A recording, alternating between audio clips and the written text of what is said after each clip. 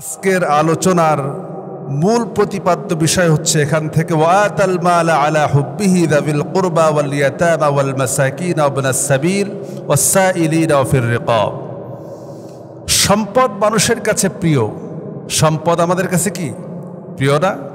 প্রত্যেকটি মানুষ সম্পদের ভালোবাসা, সম্পদের লোভ, অর্থের লোভ, এটি মানুষের ভিতরে প্রকৃতিগতভাবেই আল্লাহ রাব্বুল আলামিন তাদেরকে দিয়েছেন। কিন্তু এই লোভকে যারা সংবরণ করে, এই লোভ থেকে যারা বিচ্যুত হয়ে যারা মানুষের জন্য ব্যয় করে, দিনের জন্য ব্যয় করে, অভাবীর জন্য খরচ করে, বিপদগ্রস্ত মানুষের জন্য ব্যয় করে, তারাই হচ্ছে প্রকৃত পুণ্যবান। যারা কৃপণতা করে, যারা সম্পদ ব্যয় করতে চায় না, কৃপণতা করে, বরং সম্পদ চাইলেই তার কাছে যেন একটা বোঝা মনে হয়, জরিমানা মনে হয়, সম্পদ সে কোনোভাবেই নিজের কাছে কুক্ষিগত করে রাখতে চায়, সম্পদকে সে বিলিয়ে দিতে চায় না আল্লাহর রাস্তায়। তারা মূলত, যদিও তারা নিজেদেরকে পুণ্যবান বলে দাবি করে, কিন্তু এতটুকুন শুধু নামাজ, রোজা, হজ, যাকাত এতটুকুনের মধ্যেই পুণ্যবান হওয়ার জন্য যথেষ্ট নয়, বরং যিনি সম্পদ দিয়েছেন তার জন্য এই সম্পদকে ব্যয় করতে হবে। আর ভ্রাতৃত্ব বন্ধন তৈরি হয়। ইসলামী ভ্রাতৃত্বের মূল চাবিকাঠি হলো যে একে অন্যের সহযোগিতায় হাত বাড়াবে, একে অন্যের সাহায্যের জন্য এগিয়ে যাবে, একে অন্যের প্রতি সহানুভূতিশীল হবে, একে অন্যের প্রতি তার মহব্বতের, তার ভালোবাসার সব কিছু উজাড় করে দেবে। এর নাম হচ্ছে ভালোবাসা, এর নাম হচ্ছে ভ্রাতৃত্ব। এটি আসে সম্পদকে আল্লাহর রাস্তায় বিলানোর মাধ্যমে, সম্পদকে আল্লাহর রাস্তায় খরচ করার মাধ্যমে। আল্লাহ রাব্বুল আলামিন ভ্রাতৃত্বের ব্যাপারে বলেছেন, ইন্নামাল মুমিনুনা ইখওয়াতুন ফাসলিহু বাইনা আখওয়াইকুম, সূরা হুজরাত 10 নম্বর আয়াত। আল্লাহ রাব্বুল আলামিন বলছেন, মুমিনগণ পরস্পর ভাই ভাই। মুমিনরা কি? পরস্পর ভাই ভাই। সুতরাং তোমরা তোমাদের দুই ভাইয়ের মাঝে মীমাংসা করে দাও। অর্থাৎ মুমিন পরস্পরের বিপদে এগিয়ে যাবে। মুমিনের ভ্রাতৃত্ব এমন, মুমিনের ভ্রাতৃত্ব হচ্ছে এমন ভ্রাতৃত্ব, যেই ভ্রাতৃত্ব ছিন্ন হবার নয়, যে ভ্রাতৃত্ব আলাদা হবার নয়, যেই ভ্রাতৃত্ব সম্পদ দিয়ে, টাকা দিয়ে, পয়সা দিয়ে ক্রয় করা যায় না। নিজের উদরের মায়ের পেটের, নিজের একই মায়ের গর্ভের দুই ভাইয়ের মধ্যে যে না সম্পর্ক তৈরি হবে, মুমিন আরেকজন মুমিনের প্রতি সেই ভালোবাসা তৈরি হতে হবে, তবেই সে পূর্ণ মুমিন হতে পারবে। মুমিন হওয়ার জন্য এটিও একটি শর্ত যে সে আরেকজন ভাইকে, আরেকজন মুমিনকে, আরেকজন মুসলমানকে তার জীবনের চাইতেও বেশি ভালোবাসবে। তার জীবনের দাম যতটুকু, আমার জীবনের মূল্য যতটুকু, আমার সম্পদের মূল্য যতটুকু, আমার কাছে আরেকজন মুসলমান ভাইয়ের সম্পদের মূল্যের ঠিক সমপরিমাণ মর্যাদা আমার কাছে থাকতে হবে, তবেই আমি কেবলমাত্র প্রকৃত মুমিন হতে পারবো, এছাড়া সম্ভব না। এখন মুমিন হওয়ার জন্য সাহাবায়ে কেরাম রিদওয়ানুল্লাহি তাআলা আলাইহিম আজমাইন ভ্রাতৃত্বের যে নমুনা পৃথিবীতে পেশ করেছিলেন, সে নমুনা পৃথিবীতে আজ পর্যন্ত পৃথিবীতে আর কেউ দেখাতে পারে নাই। নবী করিম সাল্লাল্লাহু আলাইহি ওয়াসাল্লাম মক্কা থেকে হিজরত করে যখন মদিনায় গেলেন, মদিনায় যাওয়ার পরে হাদিস শরীফের ভিতরে এসেছে, মুসনাদ আহমদের হাদিস, নবী করিম সাল্লাল্লাহু আলাইহি ওয়াসাল্লাম মক্কা থেকে হিজরত করে মদিনায় যাওয়ার পরে আব্দুর রহমান বিন আউফকে, এক একজন মুহাজির সাহাবীকে এক একজন আনসারী সাহাবীর সঙ্গে ভ্রাতৃত্ব করে দিচ্ছিলেন। তাদের সম্পর্ক ভিতরে ভ্রাতৃত্ব তৈরি করে দিচ্ছিলেন। এমন সময় আব্দুর রহমান বিন আউফ রাদিয়াল্লাহু তাআলা আনহু, তার সঙ্গে যাকে দেওয়া হলো, ভ্রাতৃত্বর বন্ধনে আবদ্ধ করা হলো, তিনি আব্দুর রহমান বিন আউফ যখন তার সাথে বাড়িতে গেলেন, তারপরে তিনি বলছেন যে আমি আমার সম্পদকে দুই ভাগ করে দিলাম। আমি আমার সম্পদের যা আছে আমি দুই ভাগ করে দিলাম। তুমি আমার ভাই হিসেবে তুমি আমার সম্পদের অর্ধেকটা গ্রহণ করতে পারো। শুধু তাই নয়, তিনি বললেন, আমার কাছে 2 জন স্ত্রী আছে, আমি একজনকে তালাক দিয়া দিব, ইদ্যত পূর্ণ হওয়ার পরে তুমি তাকে বিবাহ করতে পারো। হযরত আব্দুর রহমান বিন আওফ রাদিয়াল্লাহু তাআলা আনহু চোখের পানি ছেড়ে দিলেন আর বললেন, দুল্লানি আলা সুকিল মদিনা, আমাকে মদিনার বাজারের রাস্তাটা দেখায় দাও, আমি বাজারে যেতে চাই, ব্যবসা করতে চাই। হযরত আব্দুর রহমান বিন আওফ রাদিয়াল্লাহু তাআলা আনহু তিনি বললেন, আমি তোমার সম্পদ চাই না, তোমার স্ত্রী চাই না, তোমার কাছ থেকে কোনো সাহায্য চাই না, বরং আমাকে বাজারের রাস্তাটা দেখায় দাও, আর আমি সেখানে যাই ব্যবসা করে নিজের জীবনটাকে বাঁচাবো, নিজের জীবনের উপার্জন করব। আব্দুর রহমান বিন আওফ রাদিয়াল্লাহু তাআলা আনহুকে বাজারের রাস্তা দেখায় দেওয়া হলো। তিনি বাজারে গেলেন আর ব্যবসা করলেন। আল্লাহ রাব্বুল আলামিন তার ব্যবসার মধ্যে এত বরকত দান করেছিলেন, মক্কার বড় বড় ধনীদের মধ্যে আল্লাহ পাক তাকে শামিল করেছিলেন। এই হচ্ছে ভ্রাতৃত্ব।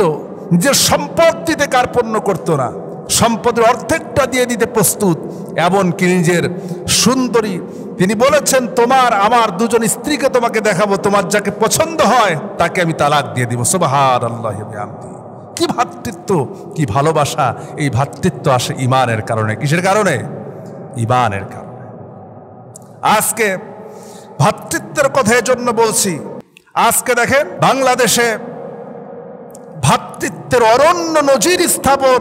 আজকে আমরা যেটা দেখতে পাচ্ছি, মানুষের পাশে মানুষকে কিভাবে দাঁড়াতে হয়, মানুষ মানুষকে কিভাবে সহযোগিতা করে, যেই দৃষ্টান্ত বর্তমান প্রজন্মের, আপনারা মুরব্বীরা দেখে থাকলেও বর্তমান প্রজন্মের এই মুহূর্তে তারা দেখে নাই। কথা বললাম, এই প্রজন্মে এসে, এই সময়ে এসে এদেশের মানুষ যেই ভ্রাতৃত্ব বন্ধনের পরিচয় দিয়েছে, এটা সারা বিশ্বের বুকে অনন্য নজির স্থাপন করেছে। এটি আসে আল্লাহর রহমত যখন বাড়ে, আল্লাহর পক্ষ থেকে যখন দয়া আসে, তখন আল্লাহ পাক বান্দার উপরে রহমত নাজিল করেন, অন্তরের ভিতরে দয়া দিয়া ভরে দেন। আরেকটি বিষয় হলো, এর মধ্যেও কিছু জালিম, কিছু সুবিধাভোগী, কিছু মানুষ বন্যা দুর্গত এলাকায়, মানুষের যেখানে যেতে পারছে না, মানুষ খাবার পাচ্ছে না, চলতে পারছে না, সেখানে 50 টাকার ভাড়া 500 টাকা নিচ্ছে। আছে না এমন? একদিকে যেমন আমরা মানুষের, আবার তো কেউ গাড়ি, তার জন্য যাওয়া আসা সবকিছু ফ্রি করে দিচ্ছে, আরেক দিকে কিছু সুবিধাভোগী এটাকে ইনকামের রাস্তা হিসেবে বেছে নিচ্ছে। তার মানে বুঝতে হবে, যারা এই বিপদ মুহূর্ত, দুর্যোগ মুহূর্ত নিজের সুবিধাকে কুক্ষিগত করতে চায়, নিজের সুবিধা লাভ করতে চায়, এরা কখনো মানুষের কাতারে পড়তে পারে না। কোন মানুষের দ্বারা, বিবেকবান মানুষের দ্বারা সম্ভব নয় যে একজন মুসলমান ভাই বিপদে পড়েছে, আমার একজন প্রতিবেশী বিপদে পড়েছে, আমার একজন আত্মীয় বিপদে পড়েছে, আমার একজন ভাই বিপদে পড়েছে, আমি তাকে আরো বিপদে ফেলার জন্য উদ্গ্রীব হয়ে আছি। যেখানে মানুষের ঘর নাই, বাড়ি নাই, টাকা নাই, পয়সা নাই, সেখানে যে এসে কিভাবে করে সেখানে আরো কিছু দাবি করে। আজকে দেশের প্রতি ভালোবাসা কার কত বেশি, কারা দেশকে কতটা ভালোবাসেন, কোন জাতি, কোন দল দেশকে কতটা ভালোবাসে, তার প্রমাণ কিন্তু এ জাতি ভালোভাবেই দেখতে পাচ্ছে। এই পৃথিবীতে একমাত্র ইসলাম যারা গ্রহণ করেছে, ইসলাম যারা পছন্দ করে, ইসলামী আইন এবং কানুনের মধ্যে দিয়ে যারা বাঁচতে চায়, তাদের কাছে এই জাতি কেবলমাত্র নিরাপদ। আজকে সারা বাংলাদেশে সবচাইতে এই বন্যা দুর্গত মানুষের জন্য সবচাইতে বেশি অবদান রেখেছে এদেশের সাধারণ মানুষ এবং আলেম সমাজ, সবচাইতে বেশি অবদান রেখেছে। এটাকে অস্বীকার করতে পারবেন? আজকে যাদেরকে বিগত 15টি বছর ধরে যাদেরকে নির্যাতন, নিষ্পীষণের স্টিম রোলার চালিয়ে যাদেরকে এই জাতির থেকে আলাদা করতে চেয়েছিল, শেষ করতে চেয়েছিল, আজকে তারাই জাতির কর্ণধার হিসাবে, জাতির সাহায্যে তারাই সর্বোচ্চ ভূমিকা পালন করছে। শায়েখ আহমদুল্লাহ সহ তিনি যে অবদান রেখেছেন সেটা অনস্বীকার্য। শুধু তিনি না, সমস্ত ওলামায়ে কেরাম একত্রিতভাবে যে অবদান এই সময় রেখেছেন, এই অবদান আশা করে জাতি ভুলবে না ইনশাআল্লাহ। কিন্তু বাঙালির স্বভাব হচ্ছে সময় পরিবর্তন হলে সব ভুলে যায়। এটা আমাদের স্বভাব, সময় পরিবর্তন হলে সব ভুলে যায়, মনে থাকে না। এটাই তো হওয়া উচিত, প্রত্যেকটি মানুষের এটাই হওয়া উচিত যে আমার ভাই যখন বিপদে পড়বে আমি বসে থাকতে পারি না। বন্যার পানি যখন নেমে গিয়েছে, এখন মানুষের দুর্গতি বেড়েছে না কমেছে? আরো বেড়েছে। এই সময় চিকিৎসা, এ সময় তাদের সেবা, এ সময় তাদের দুর্ভোগ, অসুখ, ডায়রিয়া, কলেরা, বিভিন্ন ধরনের রোগ এসে এখন আক্রমণ করবে। তাদের থাকার জায়গা নাই, ঘর নাই, বাড়ি নাই। কত ভাইয়ের বাড়ি শেষ হয়ে গিয়েছে, কত জনের বাড়ি শেষ হয়ে গিয়েছে, কতজন বিদায় দিয়ে গিয়েছেন, কত ভাই চলে গিয়েছে, কত শিশু চলে গিয়েছে, কত ছোট্ট বাচ্চাটা এতিম হয়ে গিয়েছে, বাবা বলে ডাকার মতো কেউ নাই। আজকে এই সময়ে এই মানুষগুলি যাদেরকে অবহেলিত করে রাখা হতো, তারাই আজকে সবচেয়ে বেশি অবদান রাখছেন। আমি মনে করি এদেশকে যদি কেউ, দেশের মানুষকে যারা ভালোবাসতে পারে না, জাতিকে যারা ভালোবাসতে পারে না, মানুষকে যারা মহব্বত করতে পারে না, যারা বিপদে মানুষের পাশে দাঁড়াতে পারে না, তারা কখনো জাতির বন্ধু হতে পারে না, তারা কখনো জাতির বিবেক হতে পারে না, তারা কখনো দেশপ্রেমের দাবি করতে পারে না। দেশপ্রেমের দাবি তো তারাই করতে পারে, দেশকে ভালোবাসার দাবি তো তারাই করতে পারে যারা মানুষের বিপদে ঝাঁপিয়ে পড়ে, মানুষের বিপদ দেখলে পরে যারা নিজের জীবনকে বাজি রেখে, নিজের জীবনের সর্বস্ব দিয়ে সাহায্য সহযোগিতার জন্য এগিয়ে যায়, তারাই কেবলমাত্র দেশকে, জাতিকে ভালোবাসতে পারে। হাদিস শরীফ থেকে শোনাচ্ছি, একজন সাহাবী একজন অসহায় ব্যক্তিকে রাস্তার মধ্যে পেলেন। তিনি ক্ষুধার যন্ত্রণায় ছটফট করতেছেন। সাহাবীকে যে বলছেন, ভাই আমার চরম ক্ষুধা লেগেছে, আমাকে কি কিছু সাহায্য করা যায় নাকি? সাহাবী বলছেন, আমার কাছে তো কিছুই নাই তেমন, তবে যদি তুমি আমার বাড়িতে চলো, আমি তোমার জন্য খাবারের ব্যবস্থা করতে পারি, তুমি আমার বাড়িতে মেহমান হয়ে চলো। ওই সাহাবী ক্ষুধার্ত ব্যক্তিকে সঙ্গে করে নিজের বাড়িতে নিয়ে গেলেন, মেহমানখানায় বসতে দিলেন, আর স্ত্রীকে ডেকে বললেন, প্রাণের স্ত্রী রে, বাড়িতে মেহমান এসেছে, তার জন্য খাবারের ব্যবস্থা করো। স্ত্রী ডেকে বলছেন, প্রাণের স্বামী আমার ঘরে তো এই মুহূর্তে বাচ্চাদের জন্য যতটুকুন খাবার আছে, এছাড়া কোনো খাবার ঘরের মধ্যে অবশিষ্ট নাই। সাহাবী বলছেন, প্রাণের স্ত্রী রে, মেহমান ঘরে এসেছে ক্ষুধার্ত ব্যক্তি, তুমি চেষ্টা করো সন্তানদেরকে আদর দিয়া, ভালোবাসা দিয়া, সোহাগ দিয়া তাদেরকে ঘুম পাড়ায় দেওয়ার ব্যবস্থা করো। আর মেহমানকে যখন খেতে দিব, মেহমানকে খেতে দেওয়ার সময় যখন মেহমানকে খাবার দেবে, খাবার দেওয়ার পরে তুমি ঘরের বাতিটা নিভায় দেবে, আমরা তাদের সঙ্গে খাবার অভিনয় করবো, আমাদেরও তো খাবার নাই। বাড়িতে সবাই ক্ষুধার্ত, স্ত্রী সন্তানদেরকে ঘুম পাড়ায় দিল, মেহমানের সামনে খাবার হাজির করা হলো।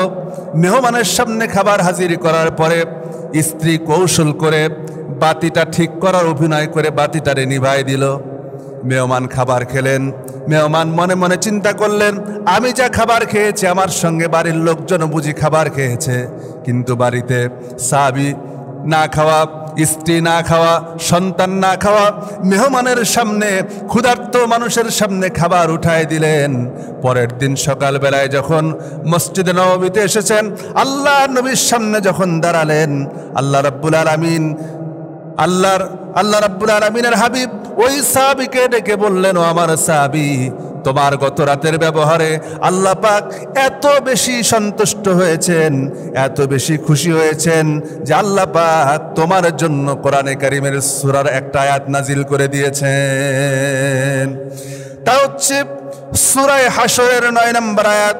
আল্লাহ রাব্বুল আলামিন বলছেন, আল্লাহ পাক বলছেন, يورثون على أنفسهم ولو كان به خصاصة ومن يوق شح نفسه فأولئك هم المفلحون।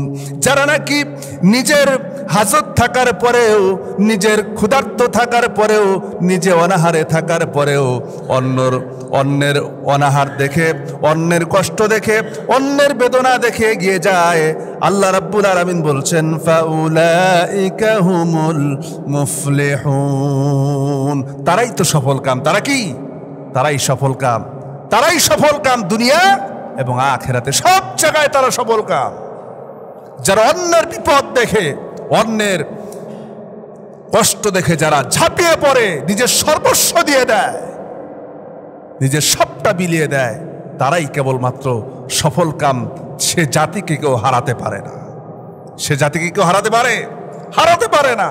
যারা সবটা বিলিয়ে দেয় অন্যের জন্য, অন্যের বিপদে, অন্যের শোকে, অন্যের কষ্টে, যে জর্জরিত হয়ে যায়, তাদের বিপদে যারা গিয়ে যে আল্লাহ পাক তাদেরকে সাহায্য করেন, সহযোগিতা করেন। সুবহানাল্লাহ।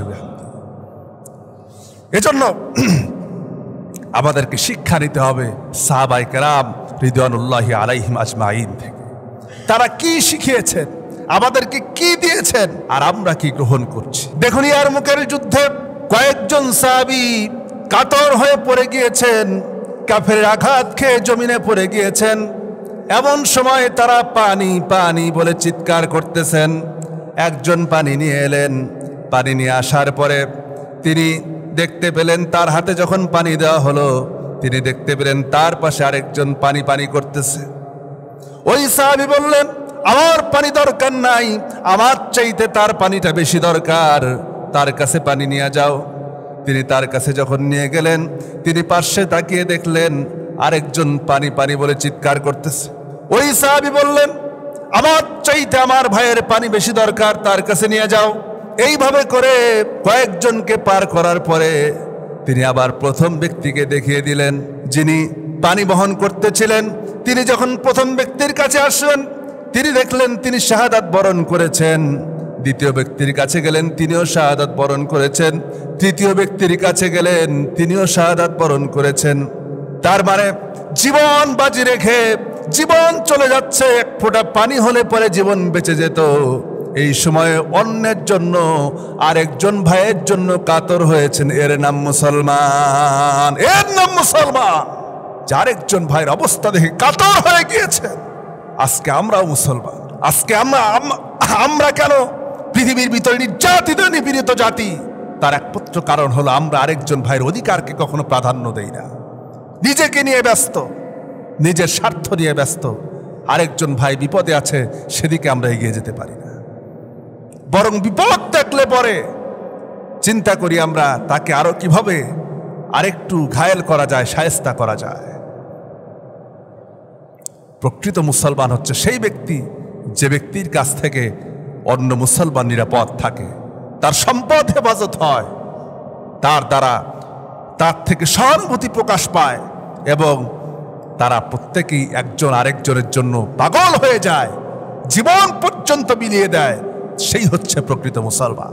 আজকে এখান থেকে আমাদেরকে শিক্ষা নিতে হবে। আমাদেরকে শিক্ষা নিতে হবে যে দুনিয়া যদি সফল কাম হতে চাও, পরকালে যদি আল্লাহর কাছে মুক্তি পেতে চাও, তাহলে প্রত্যেকের প্রতি সহানুভূতিশীল হতে হবে। প্রত্যেকের প্রতি ভালোবাসার হাত বাড়াতে হবে। ঐক্যবদ্ধ হয়ে এ জাতির ক্রান্তি লগ্নে সকলকে দাঁড়াতে হবে। তবেই এ জাতিকে আল্লাহ পাক বিজয় দান করবেন, এই বিজয় ধরে রাখতে সক্ষম হবে।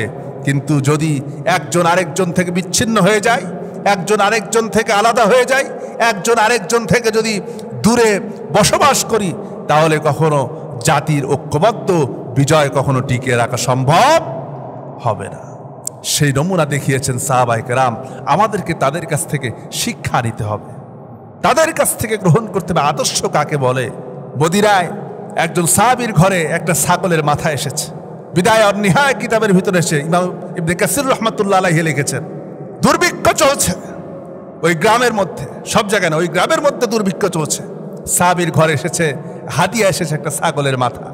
ওই সাহাবী বলছেন, আমার ঘরে তো আজকে রাতে খাবার চলার মতো কিছু খাবার আছে, যদিও পেট পুরাটা ভরবে না, কিন্তু আমরা তো চলতে পারবো। আমার মনে হয় আমার চাইতে আমার পাশের প্রতিবেশী সে বেশি অভুক্ত হয়ে আছে, তার বাড়িতে এই ছাগলের মাথাটা পৌঁছায় দাও। ওই সাহাবী পাশের বাড়িতে, প্রতিবেশীর বাড়িতে ছাগলের মাথাটা পৌঁছায় দিলেন।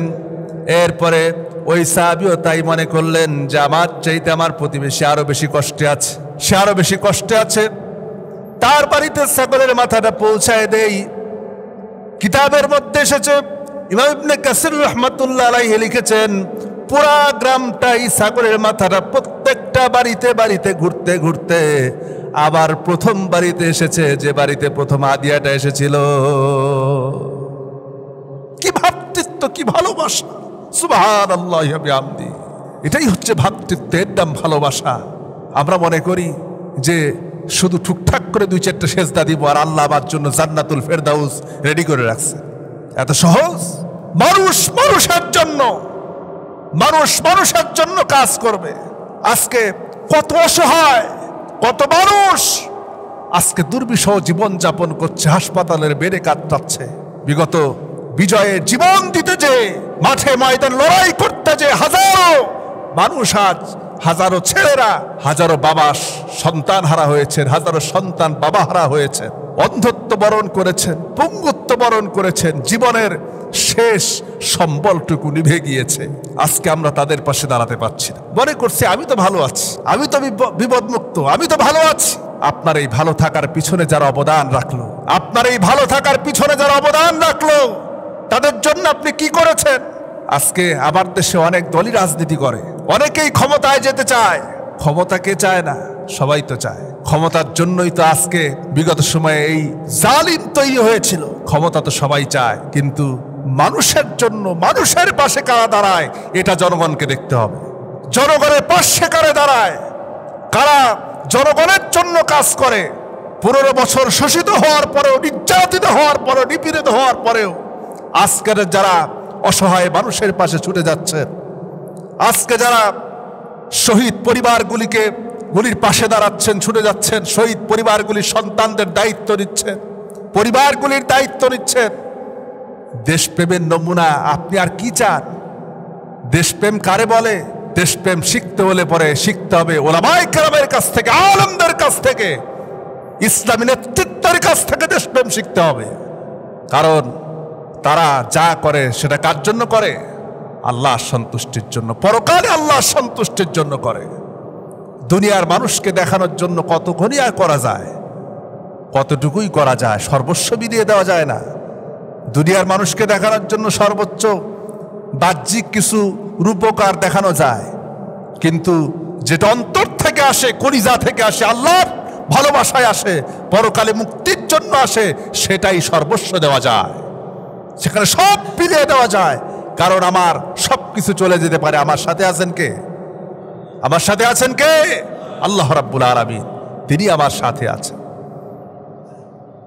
সুতরাং আমাদেরকে এখন থেকে চিন্তা করতে হবে যে ভ্রাতৃত্ব ভালোবাসার বন্ধনে আমাদের প্রত্যেককে একে অন্যের পাশে দাঁড়াতে হবে। সাহাবায়ে কেরাম রিদওয়ানুল্লাহি তাআলা আলাইহিম আজমাইন, তারা এই একটি জিনিসের কারণে পরস্পরকে ভালোর দিকে আহ্বান করা, এটি আমাদের প্রত্যেকের দায়িত্ব, প্রত্যেকের দায়িত্ব। শুধু আপনি দেবেন তা না, আপনি দেবেন সাথে আরেকজনকে উদ্বুদ্ধ করবেন, এটি প্রত্যেকের ইবারই দায়িত্ব। আল্লাহ রাব্বুল আলামিন বলেন সূরা মায়েদার 2 নম্বর আয়াতে আল্লাহ রাব্বুল আলামিন বলেন, ওয়াতাআওয়ানু আলাল বিররি ওয়াত্তাকা ওয়ালা তাআওয়ানু আলাল ইসমি ওয়াল উদওয়ান। তাকওয়া ন্যায়পরায়ণের কাজে একে অন্যকে সাহায্য করো, সহযোগিতা করো। আল্লাহ ভীতির কাজে, ন্যায়পরায়ণতার কাজে, মানুষকে সাহায্যের কাজে, ভালো কাজে একে অন্যকে কি করো? উদ্বুদ্ধ করো।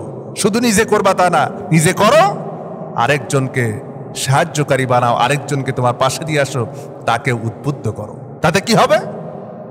তাতে হবে তুমি যদি, আপনি যদি নিজে যেই কাজটা করলাম, এই কাজ করার পরে যদি আরেকজন ভাইকে যদি উদ্বুদ্ধ করি, আরেকজন ভাইকে যদি সেখানে ওই কাজে যদি উদ্বুদ্ধ করি, আর তার মাধ্যমে সেই ভাই যদি এগিয়ে আসে, 10 টাকা 20 টাকা 50 টাকাও যদি সাহায্য করে, ওই ভাইটা দান করে যেই সওয়াব পাবে, আল্লাহ রাব্বুল আলামিন সমপরিমাণ সওয়াব আপনার আমলনামায় লিখে দিবে।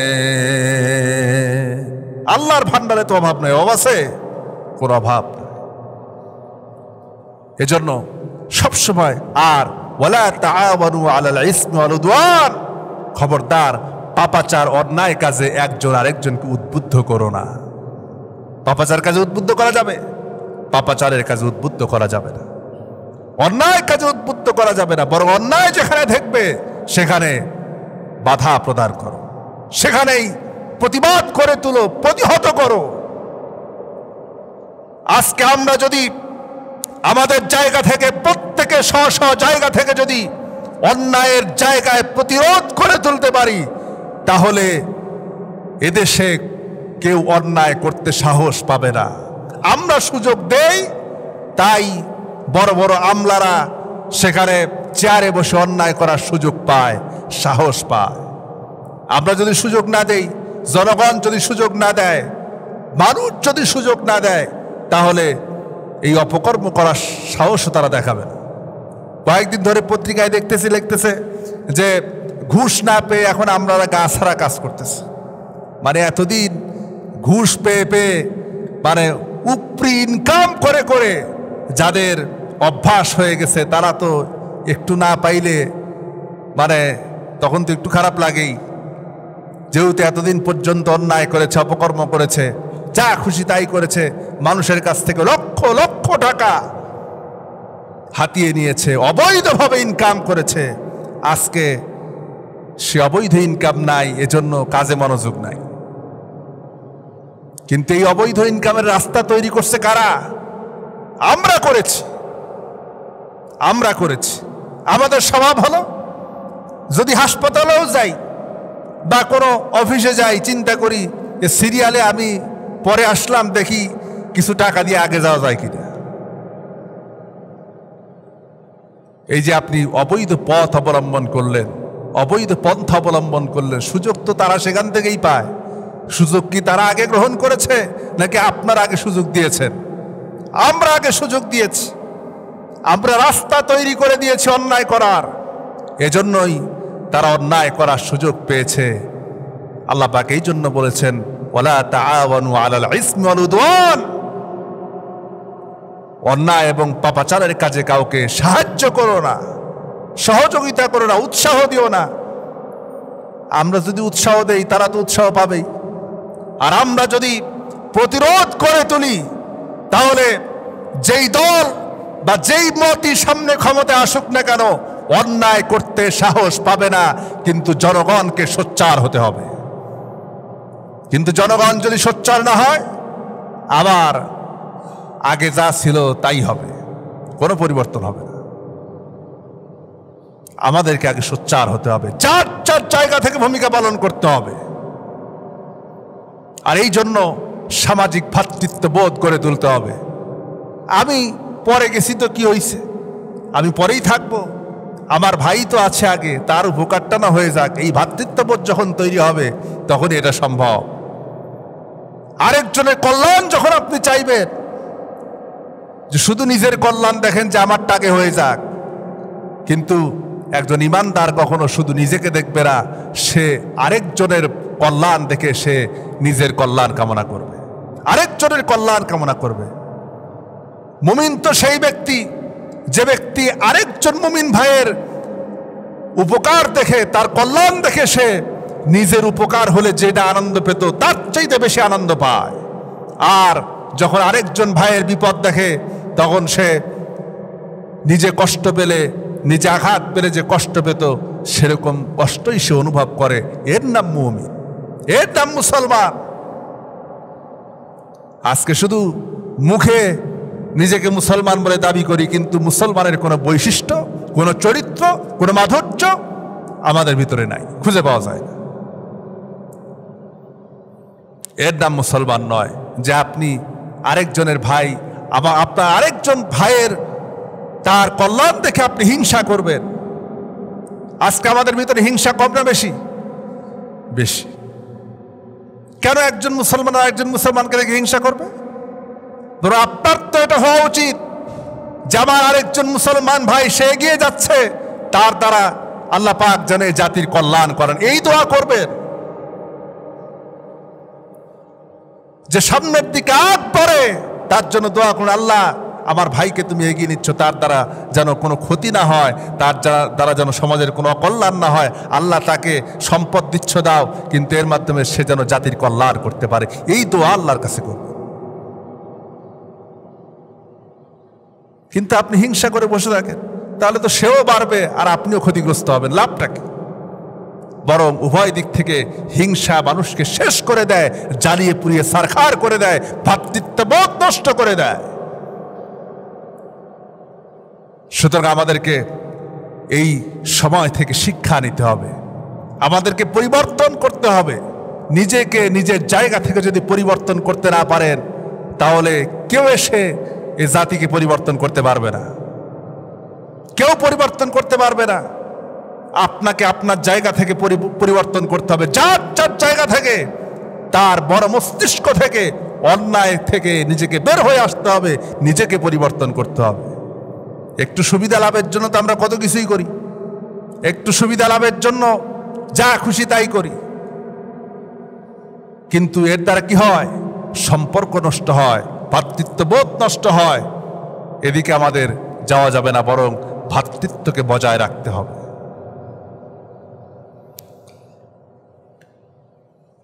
তো আল্লাহ রাব্বুল আলামিন আমরা যেন নিজেদের ভ্রাতৃত্বকে সমৃদ্ধ করে ঐক্যবদ্ধভাবে একটি সুন্দর দেশ এবং জাতি গঠন করতে পারি। আমি প্রথমেই যে আয়াতে কারিমা তিলাওয়াত করেছি, লাইসাল বিররা আন তুওয়াল্লু ওয়ুজুহাকুম কিবালাল মাশরিক ওয়াল মাগরিব, শুধুমাত্র পূর্ব এবং পশ্চিম দিকে মুখ ঘুরানোর মধ্যেই কল্যাণ নিহিত নয়, শুধুমাত্র ঠুকঠাক করে দুইটা সেজদা দেওয়ার মধ্যেই কল্যাণ নয়, শুধুমাত্র নামাজ রোজা হজ যাকাত এতটুকুন পালন করার মধ্যেই কল্যাণ নয়, বরং প্রকৃত পুণ্যবান হচ্ছে ওই ব্যক্তি যে ব্যক্তি পরকালকে বিশ্বাস করে, আল্লাহকে বিশ্বাস করে এবং মানুষের জন্য সাহায্যের জন্য এগিয়ে যায়, মহব্বতের সম্পদকে সে অকাতরে বিলিয়ে দেয়, তার জন্যই কল্যাণ। আল্লাহ পাক আমাদেরকে একজন মুসলমান ভাইকে আরেকজন মুসলমান ভাইয়ের পাশে বিপদে আপদে সবসময় দাঁড়াবার তৌফিক দান করুক, এবং আমরা যেন আমাদের হাতকে প্রসারিত করতে পারি। কি করতে পারি? হাতকে প্রসারিত করতে পারি, হাতকে মুষ্টিবদ্ধ না করি। প্রাণ খুলে দান করবেন, যেখানে যা প্রয়োজন। দেওয়ার মালিক কে? আল্লাহ। আপনি আজকে মনে করবেন যে দিলে তো কমে গেল। এ কথা আজ পর্যন্ত যারা আল্লাহর রাস্তায় খরচ করে, যারা আল্লাহর রাস্তায় অকাতরে বিলিয়ে দেয়, তারাই জানে এর মধ্যে কি শান্তি, এর মধ্যে কি কল্যাণ রয়েছে, একমাত্র তারাই বলতে পারবে। কারণ আপনি দেখেন যে অনেক টাকা পয়সা ইনকাম করে, অনেক অর্থ উপার্জন করে, কিন্তু বাড়িতে রোগবালাইয়ের অভাব নাই। একদিক থেকে টাকা আসে, আরেক দিক থেকে শেষ হয়ে যায়। কি লাভ? সে আরো টাকার পিছনে ছুটতে থাকে, আরো সম্পদের পিছনে ছুটতে থাকে।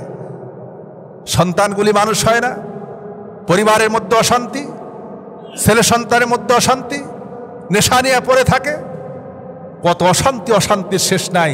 সে মনে করে আমার আরো টাকা দরকার এইগুলিকে সামাল দেওয়ার জন্য, সম্পদের পিছনে ছুটতে থাকে। কিন্তু আপনি আজকে মনে করেন একজন অসহায় ভাইয়ের পাশে দাঁড়ালেন, মসজিদে 5,000 টাকা দান করলেন, অথবা ইসলামী আন্দোলনের জন্য টাকা খরচ করলেন, অসহায় মানুষের পাশে দাঁড়ালেন, একজন এতিমের পাশে দাঁড়ালেন, একজন দরিদ্র মানুষের পাশে দাঁড়ালেন, তার জন্য খরচ করলেন। হয়তো আপনি খরচ করেছেন 100 টাকা, হয়তো খরচ করেছেন 500 টাকা, কিন্তু আল্লাহ রাব্বুল আলামিন তো এমন হতে পারে, আল্লাহর হাবিব বলেছেন আস-সাদাকাতু তুরাদ্দুল বালা, আল্লাহ পাক দান সদকার মাধ্যমে বালা মুসিবত দূর করে দেন। এমনও তো হতে পারে যে আল্লাহ পাক আপনার জন্য রাস্তায় চলবেন, আপনার জন্য অ্যাক্সিডেন্ট বরাদ্দ করে রেখেছিল। যদি আপনার অ্যাক্সিডেন্টটা হয়ে যেত অথবা কোনো একটা দুর্ঘটনা ঘটে যেত, সেখানে আপনার লক্ষ লক্ষ টাকা চলে যেতে পারত, কিন্তু আল্লাহ রাব্বুল আলামিন ওই সাদাকার মাধ্যমে, ওই দানের মাধ্যমে আল্লাহ পাক ওই বড় বিপদ থেকে বাঁচায় দিয়ে আপনার সম্পদকে হেফাজত করে দে। দানে যে সম্পদ বাড়ে এইটা প্রকাশ্যে দেখা যায় না, কিন্তু আপনি চিন্তা করে দেখবেন, বিবেক দিয়ে চিন্তা করবেন,